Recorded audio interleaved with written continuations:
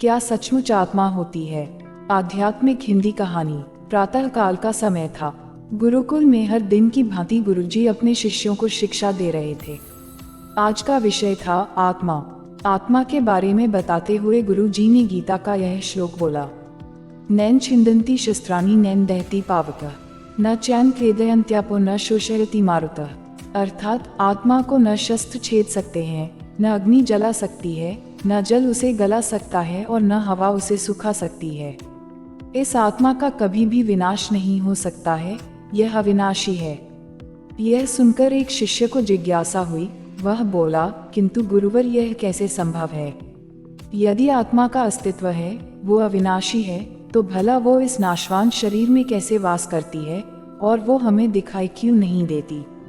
क्या सचमुच आत्मा होती है? गुरुजी मुस्कुराए और बोले, पुत्र, आज तुम रसोई घर से एक कटोरा दूध ले लेना और उसे सुरक्षित अपने कमरे में रख देना और कल इसी समय वह कटोरा लेकर यहाँ उपस्थित हो जाना। अगले दिन शिष्य कटोरा लेकर उपस्थित हो गया। गुरुजी ने पूछा, क्या दूध आज भी पीने योग्य है? शिष्य बोला, नहीं गुरुजी, यह तो कल रात ही फट गया था। लेकिन इसका मेरे प्रश्न से क्या लेना देना? गुरुजी शिष्य की बात काटते हुए बोले, आज भी तुम रसोई में जाना और एक कटोरा दही ले लेना और कल इसी समय कटोरा लेकर यहाँ उपस्थित हो जाना। अगले दिन शिष्य सही समय पर उपस्थित हो गया। गुरुजी ने पूछा, क्या दही आज भी उपभोग हेतु ठीक है? शिष्य बोला, जी हाँ गुरुजी, ये अभी भी ठीक है। अच्छा ठीक है, कल तुम फिर इसे लेकर यहाँ आना, गुरुजी ने आदेश दिया। अगले दिन जब गुरुजी ने शिष्य से दही के बारे में पूछा तो उसने बताया कि दही में खटास आ चुकी थी और वह कुछ खराब लग रही है। इस पर गुरुजी ने कटोरा एक तरफ रखते हुए कहा, कोई बात नहीं, आज तुम रसोई से एक कटोरा घी लेकर जाना और उसे तब लेकर आना जब वो खराब हो जाए। दिन बीतते गए पर घी खराब नहीं हुआ और शिष्य रोज खाली हाथी गुरु के समक्ष उपस्थित होता रहा। फिर एक दिन शिष्य से रहा नहीं गया और उसने पूछ ही लिए, गुरुवर, मैंने बहुत दिनों पहले आपसे प्रश्न किया था कि यदि आत्मा का अस्तित्व है, वो अविनाशी है, तो भला वो इस नाशवान शरीर में कैसे वास करती है और वह हमें दिखाई क्यों नहीं देती?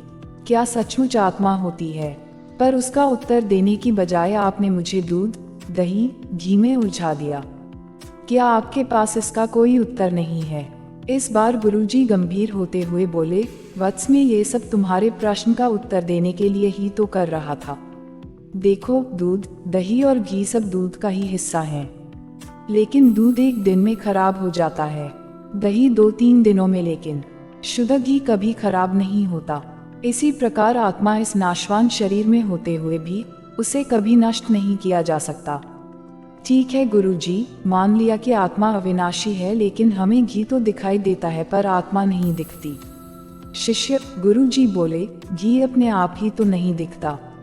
पहले दूध में जामन डालकर दही में बदलना पड़ता है, फिर दही को मथकर उसे मक्खन में बदला जाता है, फिर कहीं जाकर जब मक्खन को सही तापमान पर घंटों पिघलाया जाता है, तब जाकर घी बनता है।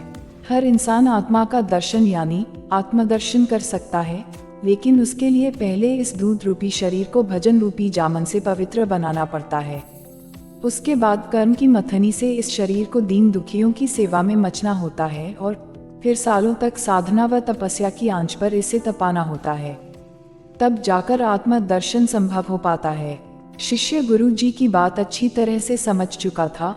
आज उसकी जिज्ञासा शांत हो गई थी। उसने गुरु के चरण स्पर्श किए और आत्म दर्शन के मार्ग पर आगे बढ़ गया। अगर वीडियो अच्छी लगे तो वीडियो को लाइक कीजिए, चैनल को सब्सक्राइब कीजिए और ये स्टोरी अपने दोस्तों को शेयर कीजिए। धन्यवाद। मिलते हैं और भी अच्छी स्टोरी के साथ। तब तक बाय, टेक केयर।